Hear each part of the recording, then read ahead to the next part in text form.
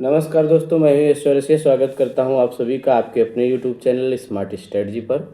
दोस्तों, आज हम लोग बात करने वाले हैं उत्तर प्रदेश अधीनस्थ सेवा चयन के आयोग के द्वारा आयोजित होने वाली परीक्षा जो कि 13 अप्रैल को प्रस्तावित है, असिस्टेंट स्टोर कीपर, जो कि एक बेहतरीन पद है।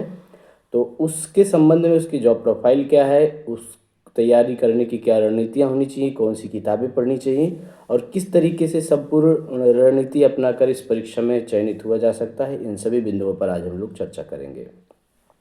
तो जैसा कि आप लोगों को पता है कि 13 अप्रैल को परीक्षा है और ये जो असिस्टेंट स्टोर कीपर का पद है, दो विभागों में नौकरी निकली हुई है, जिसमें से एक सिंचाई विभाग है और दूसरा है उत्तर प्रदेश पुलिस निगम आवास निगम। तो पहली बात तो जब भी आप वरीयता के क्रम में बात करें तो सबसे पहले सिंचाई विभाग, क्योंकि ये डिपार्टमेंट है, और दूसरा पुलिस आवास निगम, ये चूँकि एक निगम है तो इसको आप दूसरी वरीयता पर रखिएगा। हालांकि इसके पद भी काफ़ी कम हैं। तो दोनों ही विभाग बड़े ही ज़बरदस्त हैं और बहुत ही अच्छी जॉब है। हमारे ऐसे दोस्त भाई जो आगे की तैयारी करना चाहते हैं, उनके लिए एक बहुत ही शानदार मौका है। अगर आप इस सर्विस में आ जाते हैं तो आपकी तैयारी बहुत ही बेहतरीन तरीके से हो सकती है, क्योंकि वर्तमान समय में इस पद को देखा जाए तो वर्कलोड बहुत ही कम है, क्योंकि जब से ठेकेदारी पद्धति आ चुकी है तब से जो है असिस्टेंट स्टोर कीपर का कार्य जो है नाम मात्र का रह गया है। तो पर्याप्त आपको समय मिलेगा, आप अपनी पढ़ाई को कर सकते हैं, मानसिक तनाव में नहीं रहेंगे, किसी प्रकार का दबाव नहीं रहेगा, कार्य का बहुत ज़्यादा प्रेशर नहीं रहेगा।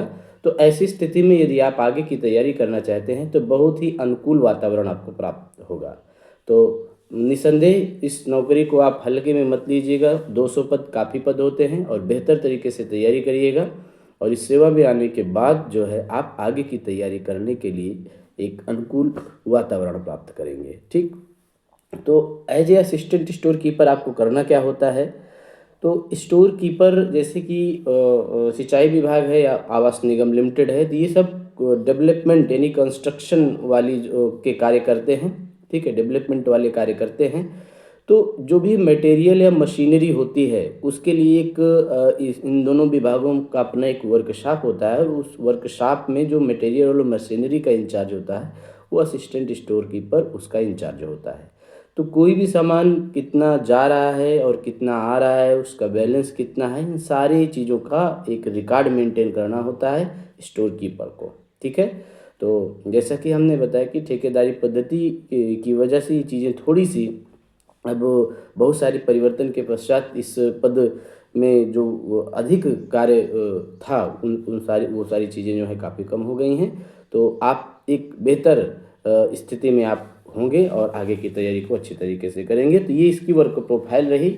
और इसके बाद ग्रेड पे की बात की जाए तो ये 1900 ग्रेड पे की नौकरी है, जैसा कि जो जूनियर असिस्टेंट 2000 पे ग्रेड की होती है और असिस्टेंट स्टोर कीपर 1900 पे ग्रेड की होती है। कुल मिला के दोनों में डिफरेंस 2 से 3 हज़ार 4 हज़ार रुपये का डिफरेंस होगा सैलरी में। बाकी सैलरी में किसी प्रकार का बहुत बड़ा अंतर आपको नहीं दिखाई देगा। तो एक बेहतरीन मौका आप लोगों के सामने है। अब इसके बाद हम इसकी तैयारी पर बात करें तो आप लोगों को पता है कि इसका सिलेबस जो है हिंदी के 20 प्रश्न, रीजनिंग के 20 प्रश्न और जीएस के 20 प्रश्न, कंप्यूटर के 20 प्रश्न और उत्तर प्रदेश स्पेशल के 20 प्रश्न। बहुत ही शानदार सिलेबस है।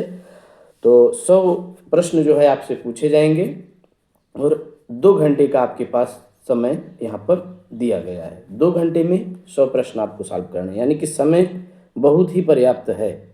और टाइम टेकिंग केवल और केवल इसमें रीजनिंग होने वाला है। तो आप अच्छा प्रदर्शन करिए कि रीजनिंग की बेहतर तैयारी कर लीजिए और लगभग इसमें इसके सारे मार्क्स आप अचीव कर लीजिए। बाकी हिंदी के लिए किताब एक ही मैं बार बार अपने सारे वीडियो में बताता हूँ कि आप राजपाल सिंह की यूनिवर्सल पब्लिकेशन की किताब लीजिए।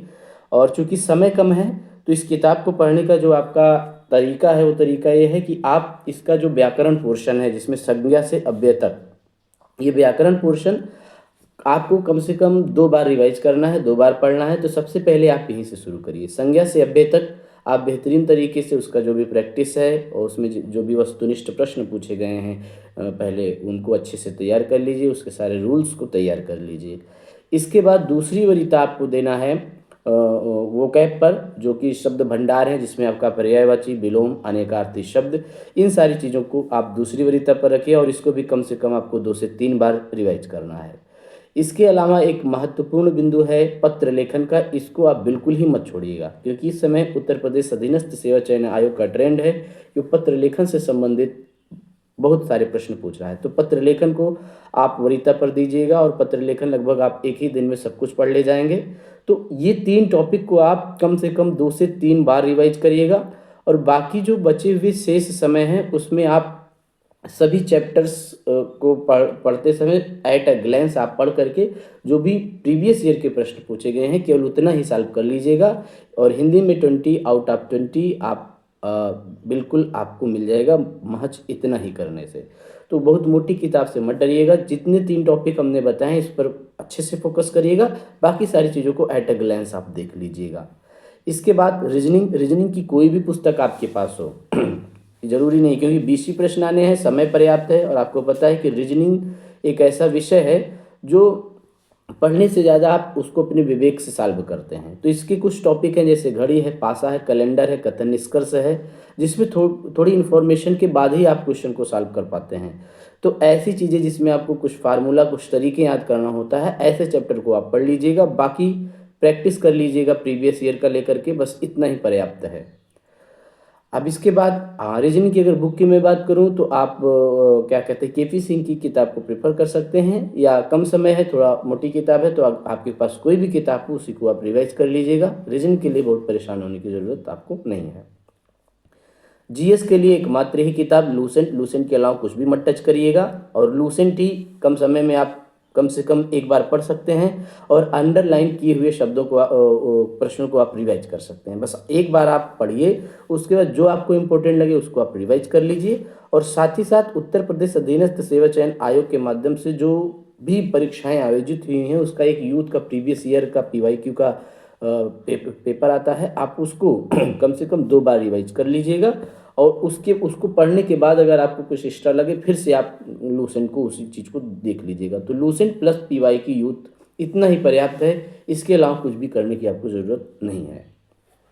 कंप्यूटर के लिए परीक्षा मंथन ले लीजिएगा और परीक्षा मंथन का प्रारंभ से लेकर अंत तक आपको अध्ययन करना है, और जो भी चीज़ें आपके न समझ में आए उसको आप गूगल यूट्यूब का सहारा लेकर के उसको सर्च करके अच्छे से नोट्स बना लेना है। कंप्यूटर के लिए केवल और केवल एक ही किताब बेहतर है, और यदि आप लूसेंट की कंप्यूटर पढ़ रहे हैं तो भी आप परीक्षा मंथन पर मत आइएगा और प्रयास करिएगा कि परीक्षा मंथन जरूर पढ़ लीजिएगा, लेकिन यदि आप किसी नोट्स या कोई अन्य कोचिंग से आप ऑलरेडी पढ़ चुके हैं तो केवल और केवल उसी को रिवाइज करिएगा, इसके अलावा कुछ मत टच करिएगा। उत्तर प्रदेश स्पेशल के लिए एकमात्र किताब परीक्षावाणी, और परीक्षावाणी की भी 2 किताबें, एक मोटी वाली है एक पतली वाली है। तो आप लोग पतली वाली किताब को भी अगर 2 बार 3 बार रिवाइज कर लेंगे तो बहुत ही बढ़िया होगा, और प्रयास यही करिएगा कि आप मोटी वाली एक बार पढ़ लें, और यदि फिर भी अगर आपको लग रहा होगा कि अभी अन्य चीज़ें बच गई हैं काफ़ी सारी चीज़ें, तो आप पतली वाली किताब को अच्छे से पढ़ लीजिएगा। दोनों ही किताबों में से कोई भी एक किताब पढ़ लीजिएगा, अपने आप में पर्याप्त है।